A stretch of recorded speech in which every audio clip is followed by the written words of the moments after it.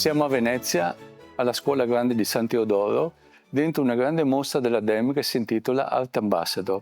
Siamo di fronte a un'opera di Giampaolo Minotto, un artista che ci ricollega immediatamente a quella che potrebbe essere un momento, una vicenda veneziana, artistica, che riguardano gli anni 20-30 del Novecento.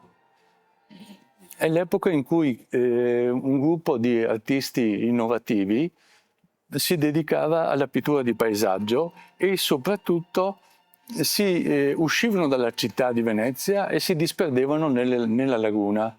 Nasce la scuola di Burano e ci sono degli autori che ci sono rimasti fortemente nella memoria, tipo Seibezzi, tipo Bergamini. Ecco, Minotto sembra ricollegarsi esattamente a quelle vicende lì, a quei momenti lì.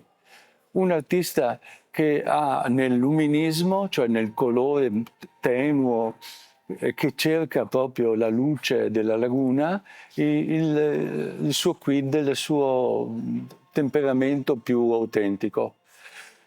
Giampaolo Minotto alla Scuola Grande di San Teodoro a Venezia, in una grande mostra della DEM, Art Ambassador.